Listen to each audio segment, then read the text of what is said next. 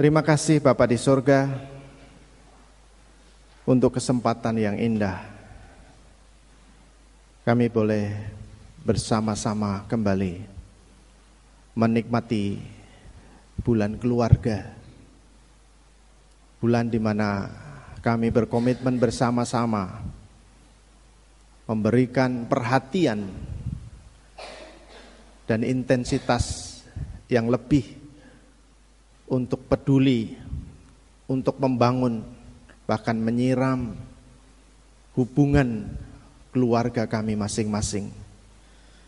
Dan biarlah pagi ini kami mendapatkan nasihat dari firman Tuhan yang meneguhkan kami untuk menjadi pegangan bagi kehidupan kami berkeluarga dan bermasyarakat.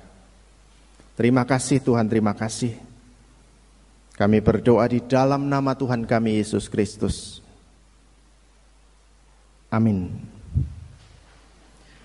Shalom. Mari kita bersama-sama membuka Alkitab kita dari 1 Petrus pasal 3, 1 Petrus pasal 3 ayat 1 sampai 7. Demikianlah firman Tuhan. 1 Petrus pasal 3 ayat 1 sampai 7. Hidup bersama suami istri. Demikian juga kamu hai istri-istri, tunduklah kepada suamimu, supaya jika ada di antara mereka yang tidak taat kepada firman, mereka juga tanpa perkataan dimenangkan oleh kelakuan istrinya. Jika mereka melihat bagaimana murni dan salehnya hidup istri mereka itu. Perhiasanmu janganlah secara lahiriah, yaitu dengan mengepang-epang rambut, memakai perhiasan emas atau dengan mengenakan pakaian yang indah-indah. Tetapi perhiasanmu ialah manusia batiniah yang tersembunyi dengan perhiasan yang tidak binasa, yang berasal dari roh yang lemah lembut dan tentram, yang sangat berharga di mata Allah. Sebab demikianlah cara perempuan-perempuan kudus dahulu berdandan, yaitu perempuan-perempuan yang menaruh pengharapannya kepada Allah. Mereka tunduk kepada suaminya, sama seperti Sarah taat kepada Abraham dan menamai dia tuannya.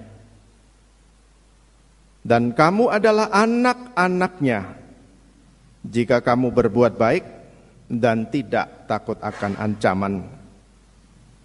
Demikian juga kamu hai suami-suami, hiduplah bijaksana dengan istrimu sebagai kaum yang lebih lemah. Hormatilah mereka sebagai teman pewaris kasih karunia, yaitu kehidupan, supaya doamu jangan terhalang. Amin. Haleluya.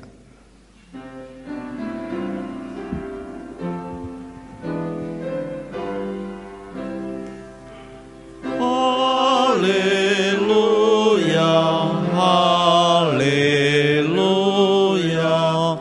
amin, amin.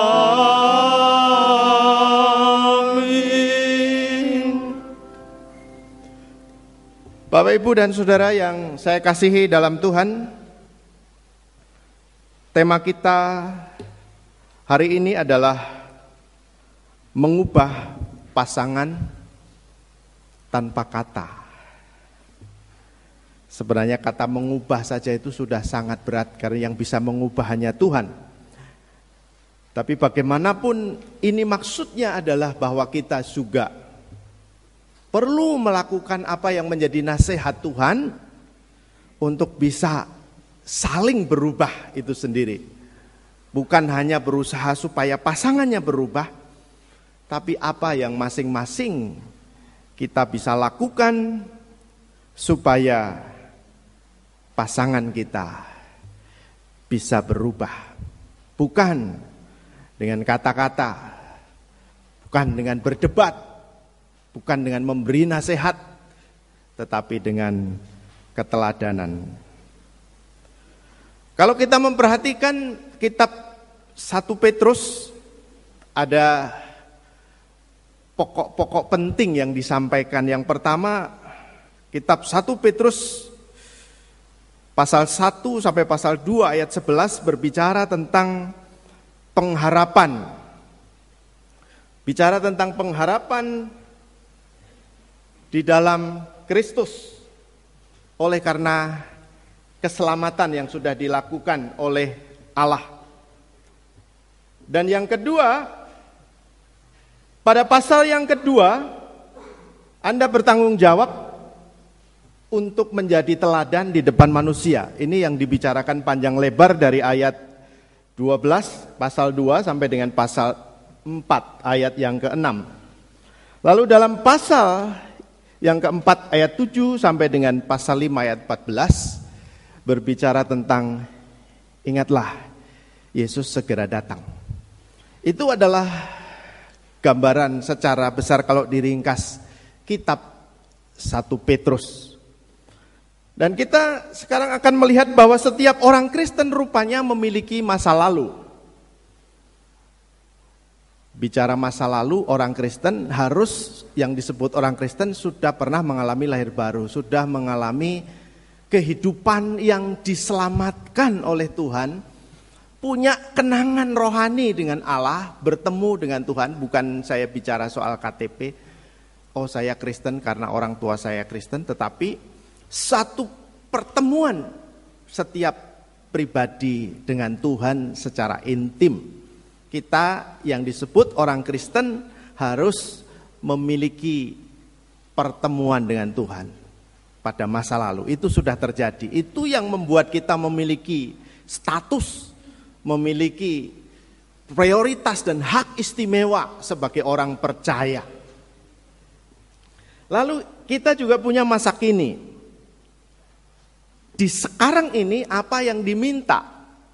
Kalau sudah diselamatkan, sudah mendapatkan kedudukan yang luar biasa, sudah ditebus oleh darah Kristus, sekarang apa yang perlu bagi kita adalah bagaimana kita menjadi saksi Tuhan.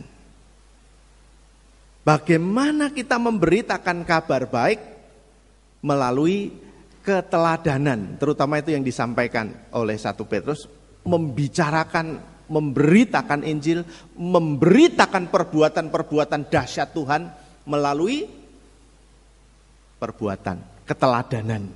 Itu yang jadi inti. Dan bagian yang ketiga, kita berpikir bahwa kita tidak akan ada di bumi selamanya. Kita sedang menuju, menantikan dengan rindu kedatangan Kristus yang kedua kali. Itu akan membawa kita kepada satu sikap yang produktif. Karena suatu saat kalau kita bekerja keras, kalau kita melayani, semuanya tidak ada yang sia-sia secara positif. Tetapi juga kita di dalam hidup sekarang ini lebih hati-hati dan bijaksana. Kalau bicara kedatangan Kristus, kita akan bicara tentang bagaimana kita bisa hidup kudus, bisa hidup sesuai dengan petunjuk dan nasihat Tuhan, supaya meninggalkan hal-hal yang sia-sia dan berbuat maksimal untuk Tuhan, karena di sana hadiah surgawi sudah menanti. Nah, Bapak Ibu dan Saudara yang saya kasih dalam Tuhan, ada perkataan firman Tuhan di dalam Yohanes pasal 15 ayat yang ke-19. Sekiranya kamu dari dunia, tentulah dunia mengasihi kamu sebagai miliknya. Tetapi karena kamu bukan dari dunia, melainkan aku telah memilih kamu dari dunia, sebab itulah dunia membenci kamu. Kadang kita ini jadi orang percaya dibenci tanpa sebab. Hanya karena kita ya orang percaya, kita orang Kristen. Bukan karena melakukan pelanggaran, bukan karena melakukan kesalahan atau kejahatan. Tetapi karena status kita menjadi orang percaya itu saja sudah menjadi alasan yang kuat untuk mendatangkan apa itu penderitaan. Dunia membenci kamu. Sejak zaman Kaisar Nero pada abad di mana surat ini ditulis dan sepanjang sejarah gereja berlangsung sampai dengan pada zaman kita sekarang, semuanya sama. Dunia membenci kita.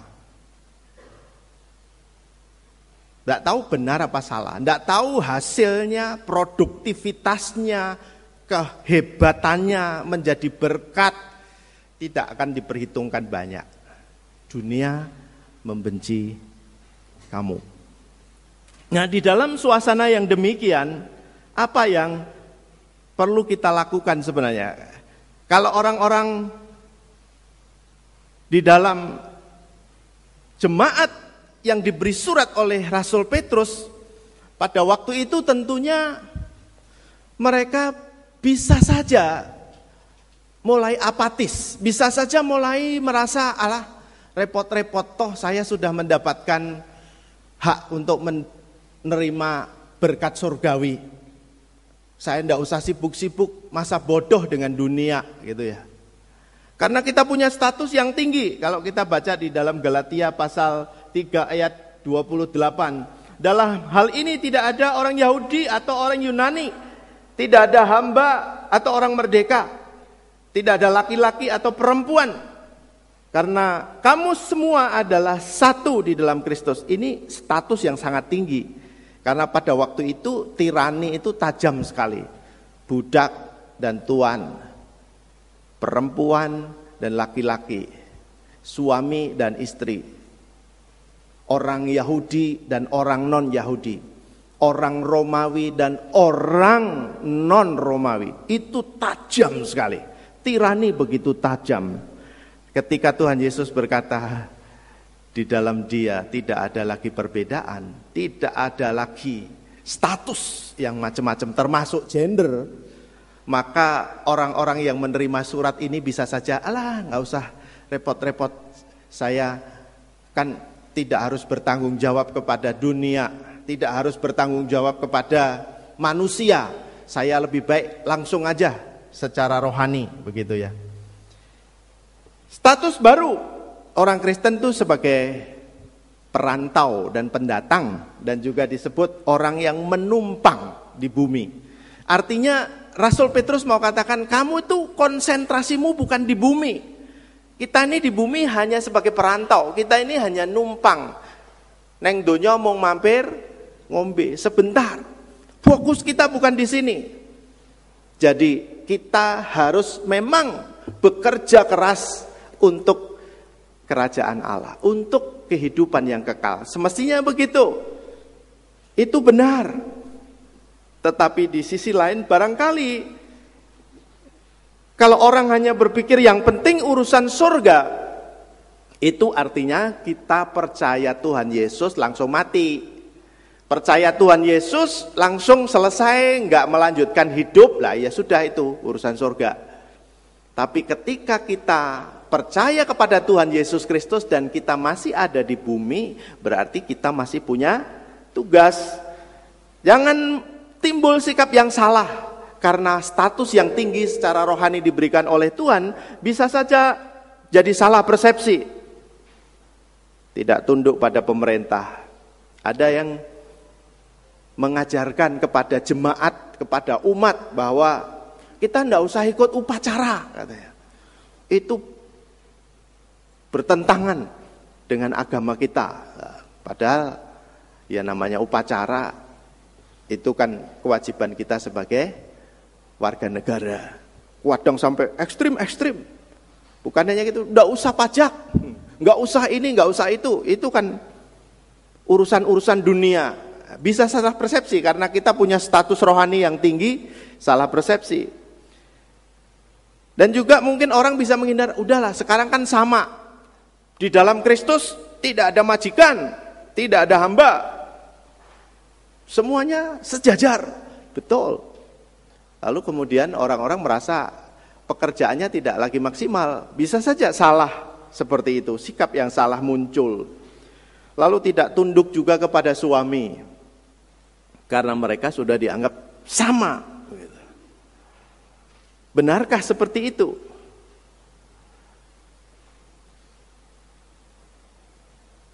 Dunia diubahkan oleh keteladanan, bukan oleh pendapat. Dunia ini diubahkan oleh keteladanan, oleh perbuatan yang nyata, bukan oleh ide-ide, pendapat-pendapat, oh seperti ini, bukan. Seorang novelis dari Brasil ini luar biasa. Tapi saudara, abad pertama, ide ini sudah dipegang oleh Tuhan melalui Rasul Petrus, nasihat tentang bagaimana orang bisa memenangkan orang melalui keteladanan. Ini bukan ide modern. Justru orang-orang modern ini membuat kesimpulan lalu buat lagi kutipan. Tapi dasarnya sudah ada. Rasul Petrus sudah mengajarkan bahwa kamu walaupun secara status tidak mungkin atau mustahil, karena wanita tidak dapat penghargaan, karena wanita tidak punya hak suara, karena wanita sebenarnya disamakan dengan kambing atau domba pada zaman itu, jadi tidak punya hak suara. Tapi kamu masih bisa memenangkan suamimu kalau ngikutin nasihat Rasul Petrus ini, yaitu mengubah dunia dengan memberikan teladan. Dalam 1 Petrus pasal 1 kita melihat anugerah keselamatan dibicarakan. Bagaimana kelahiran kembali itu mendatangkan satu pengharapan yang hidup. Kita semua telah lahir baru. Kita hidup penuh dengan pengharapan. Kita dipelihara oleh kekuatan Allah.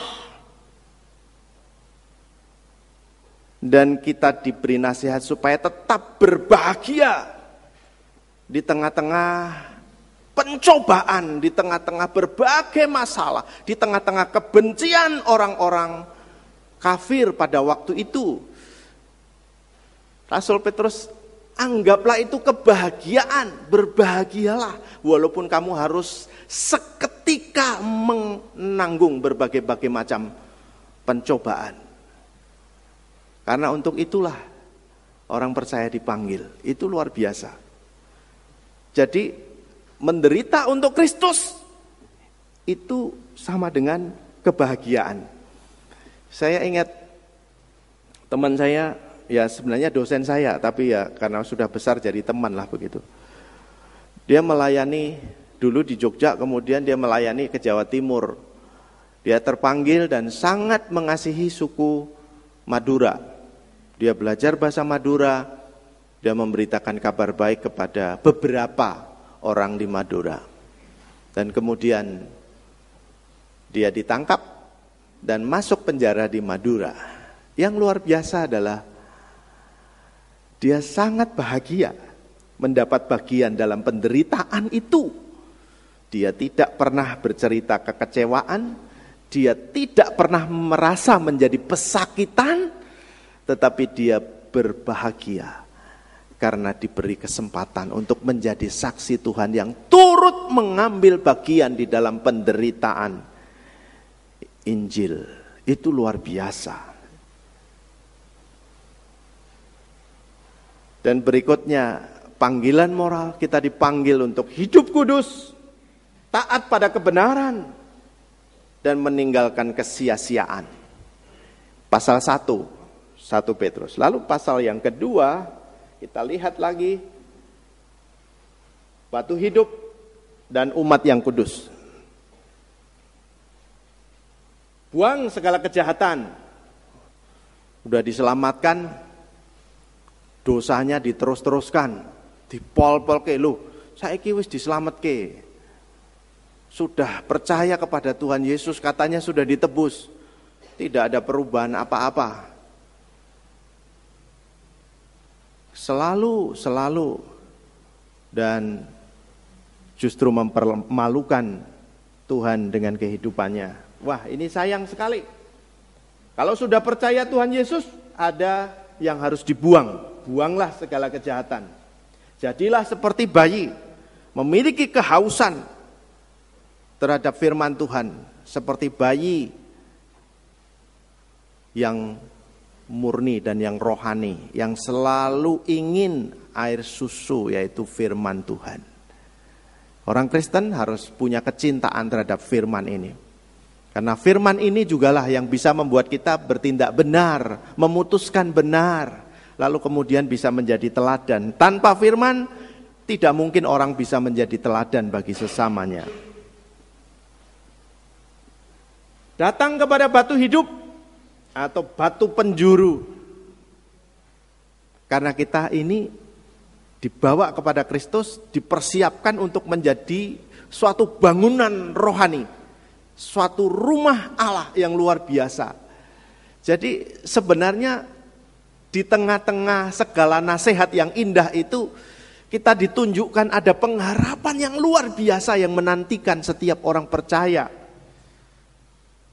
Kita jangan lelah, jangan lemah, jangan apatis, jangan mundur, jangan loyo.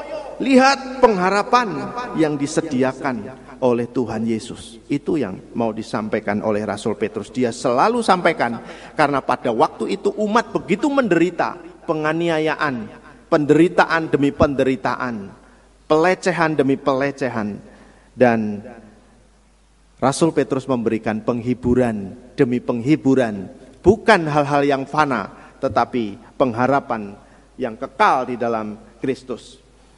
Yang dipesankan yang tidak kalah penting, yang menjadi istimewa sebenarnya yang ditekankan adalah milikilah cara hidup yang baik di tengah-tengah bangsa yang jahat.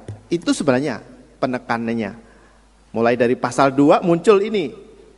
Milikilah cara hidup yang baik di tengah-tengah bangsa yang jahat. Kalau baik di tengah suasana yang baik, wah oke. Tapi baik di tengah-tengah suasana yang tidak baik, di tengah lingkungan yang tidak baik, itu baru luar biasa. Itu yang dinasihatkan oleh Rasul Petrus dalam pasal yang kedua. Tunduk pada pemerintah dan raja. Nasihatnya ini juga orang harus menjadi contoh di sini.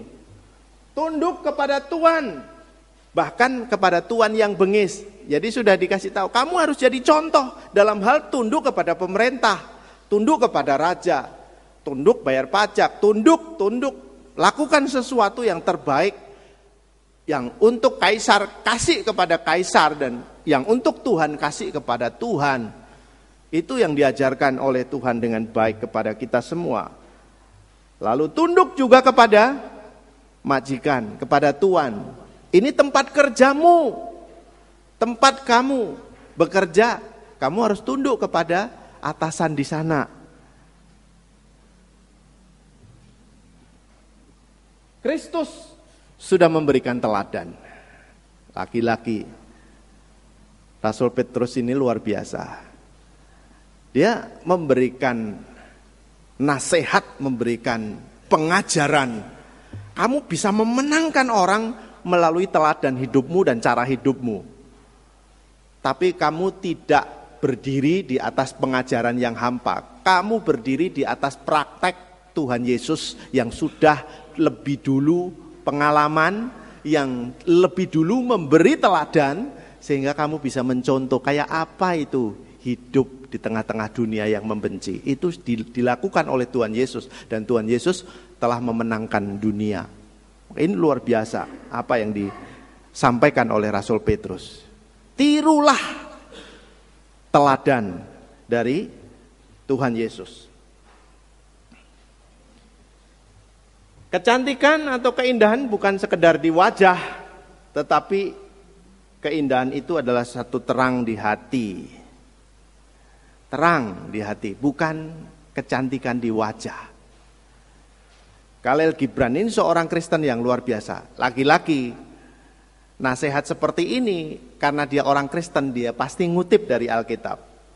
Maka kita juga ingat bagaimana Rasul Petrus mengajarkan kepada jemaat supaya masing-masing orang itu dalam perannya mereka menjadi teladan. Teladan di dalam hal tunduk kepada pemerintah, tunduk di tempat pekerjaannya, dan tunduk. Sekarang bicara pasal 3 ayat yang pertama sampai ayat yang ke-7 ya.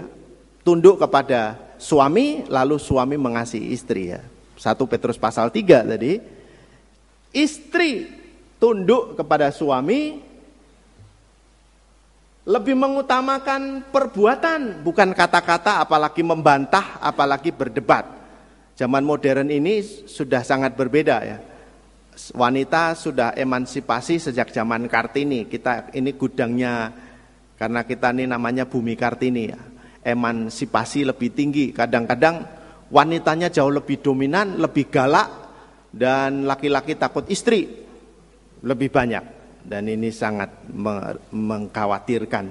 Secara iman tidak pada ideal. Tapi bagaimanapun nasihat firman Tuhan luar biasa. Utamakan perbuatan bukan kata-kata. Apalagi jadi istri jangan paling pintar debat atau membantah. Hidup saleh dan murni. Ini nasihat firman Tuhan luar biasa. Menekankan perhiasan batiniah. Bukan sekedar make up dengan kosmetik yang mahal. Karena keindahan bukan hanya di wajah, bukan hanya di bagian fisik, tapi keindahan itu ada di dalam hati. Ada lagi contohnya, Rasul Petrus ini cerdas luar biasa. Bukan hanya memberi nasihat tanpa memberi contoh. Kasih contoh lagi. Ingat dulu, orang-orang dulu, wanita-wanita yang berpengharapan kepada Tuhan. Salah satunya Ibu Sarah. Dia takut kepada Tuhan, dia tunduk kepada suaminya dan menyebut suaminya itu Tuan. Luar biasa. Sekarang kita pilih ya, kira-kira pilih yang mana? Mengepang-epang rambut, perhiasan emas, yang indah-indah semua kita bisa ini. Atau kita pendapat aku milih yang kanan apa yang kiri. Ini bertentangan banget. Kita mau inner beauty atau outward gitu, bagian luar saja atau yang memang di dalam yang paling penting. Kecantikan wajah tidak berarti apa-apa kalau hatinya tidak cantik. Kecantikan wajah tidak berarti apa-apa kalau hatinya tidak cantik. Setuju gak nih? Ketemu Delila.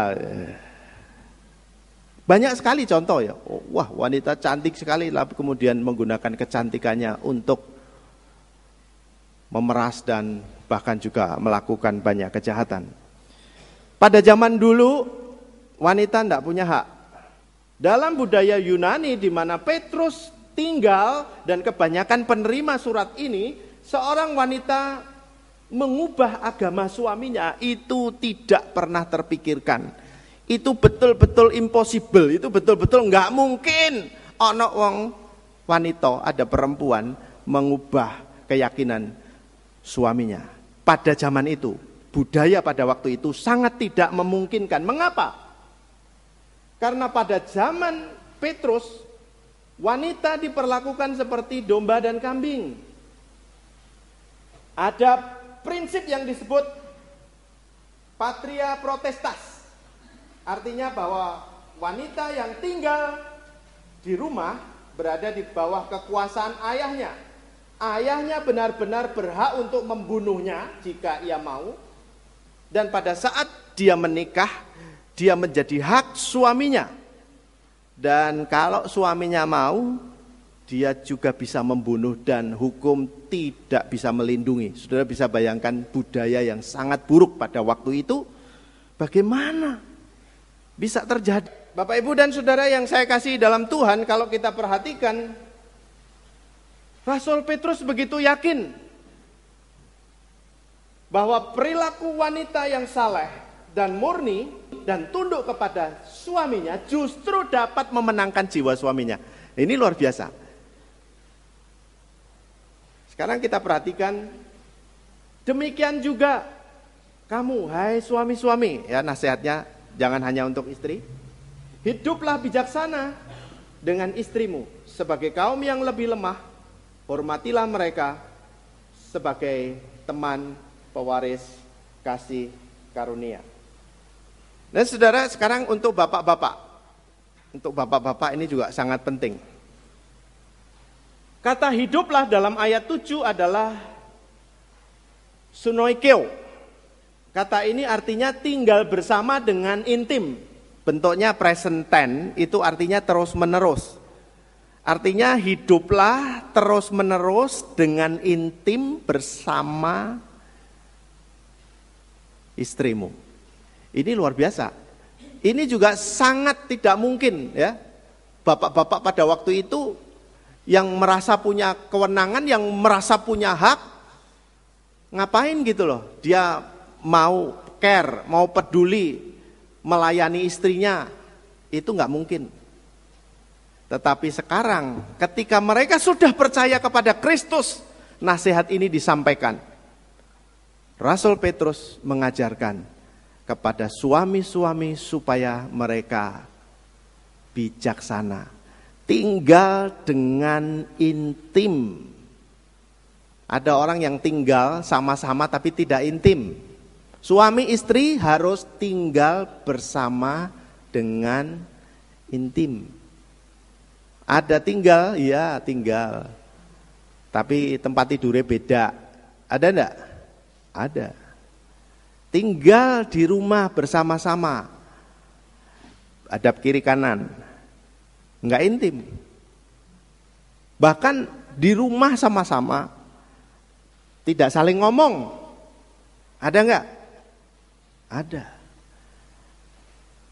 Yang firman Tuhan katakan ini sungguh-sungguh luar biasa. Kalau zaman itu oke-oke, karena apa? Karena laki-laki punya kewenangan lebih dan punya otoritas lebih. Tetapi di dalam Kristus, laki-laki harus menjadi teladan di dalam hal mengasihi istrinya. Jadi ini juga semuanya sama, nasihatnya sejajar. Wanita suruh tunduk kepada suami, bertindak apapun yang terbaik untuk suaminya, bahkan dia siap untuk melakukan apapun, seperti seorang yang berbaris siap untuk menunggu komando. Sekarang suami juga punya tugas yang sama. Jadi semuanya dipanggil untuk memberikan teladan, menjangkau orang di sekitarnya. Suami-suami Kristen harus berbeda dengan suami-suami yang tidak percaya. Mereka harus bijaksana, harus mengasihi istrinya, harus menjadi pelindung bagi istrinya. Ini penting sekali. Bijaksana bukan semena-mena. Kesatria pelindung bagi istri yang lemah. Saudara, kita sudah tadi sedikit menyinggung bahwa status istri itu lemah bukan hanya karena fisiknya lemah, tetapi karena dia tidak dilindungi oleh hukum. Betul-betul lemah pada waktu itu. Kapan saja nasibnya di ujung tanduk, kalau sudah nggak suka, aku nggak suka, bisa aja. Kalau pada waktu itu seorang laki-laki membunuh wanita, tidak bisa dibawa ke pengadilan. Bahkan tapi kalau sebaliknya wanita dilecehkan apapun, dia bahkan menyentuh tangan suaminya pun tidak boleh juga. Jadi dia pada posisi yang tidak bisa membela. Secara fisik mungkin betul, wanita lebih lemah. Tapi dia tidak punya perlindungan apapun pada waktu itu untuk membela diri. Dan itu sangat lemah. Dan orang Kristen harus berbeda. Harus memperlakukan istrinya dengan kasih. Dan harus berusaha menjadi kesatria pelindung bagi istrinya.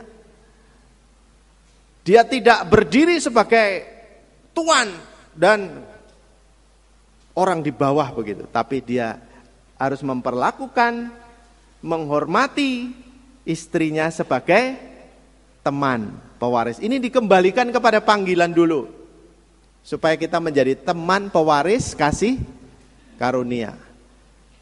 Bayangkan kalau istri itu nggak ada gitu ya. Wah, susah sekali ya. Kan dunia tuh jadi sepi sekali. Adam itu diberikan Hawa karena Adam tidak bisa sendirian gitu ya. Sepi sekali, menderita sekali tanpa wanita. Dan Tuhan kembalikan lagi, itu teman pewaris kasih karunia. Di satu sisi memang wanita lebih lemah, tapi perhatikan bahwa wanita ternyata bisa memiliki kesalehan lebih, bisa memiliki kerohanian yang lebih, bahkan bisa memenangkan jiwa. Kalau bahkan pada waktu itu ketika kalau dia bertobat tapi suaminya belum bertobat, dia tidak disuruh berkhotbah untuk suaminya. Jadi imam di rumah tidak, tapi dia diminta supaya tanpa kata-kata melayani suaminya dengan tunduk, dengan hormat, dengan penuh gentar. Dan akhirnya cepat atau lambat suaminya akan bisa dimenangkan. Itu yang menjadi harapan. Nah, saudara yang saya kasihi dalam Tuhan, bagaimana mengubah pasangan tanpa kata? Kita harus menjadi teladan. Ini secara umum. Kepada pemerintah juga menjadi teladan di dalam pekerjaan kita, tempat kerja kita, dan kita harus menjadi teladan dalam rumah kita. Ada banyak orang yang bisa luar biasa di luar, dihormati sekali sama orang, tapi di rumahnya dia sangat tidak menghargai orang di rumah satu dengan yang lain, dan ini sangat menyedihkan. Kita dipanggil oleh Tuhan untuk menjadi saksi Tuhan, menyaksikan pekerjaan-pekerjaan yang dahsyat yang dilakukan oleh Tuhan melalui keteladanan hidup kita. Itu panggilan kita. Entah kita suami, entah kita istri, semuanya dipanggil sama, menjadi teladan di dalam hal tunduk kepada pemerintah, di dalam kita bekerja di tempat kerja, bagaimana kita melakukan terbaik dan berusaha selalu tunduk kepada otoritas atasan di tempat kerja, dan di dalam rumah kita mengasihi satu dengan yang lain. Istri tunduk kepada suami bukan berarti lebih rendah secara spiritual atau yang, tetapi karena memang ordinasinya begitu.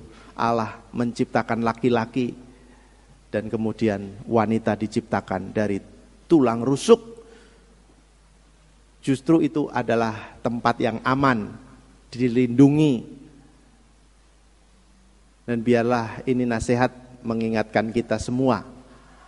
Mengawali bulan keluarga ini, mari kita bersama-sama untuk menjadi teladan yang baik. Inilah pesan firman Tuhan. Amin, mari kita berdoa. Bapa di surga, kami sungguh mengucap syukur Engkau mengingatkan kepada kami, supaya hidup kami, siapapun kami, entah kami istri-istri, suami, bahkan anak maupun pribadi-pribadi kami. Kami telah diselamatkan dan mendapatkan status yang luar biasa di dalam Kristus, supaya kami dapat bersaksi, menyaksikan karya Tuhan di dalam kehidupan kami. Bukan lewat perkataan-perkataan yang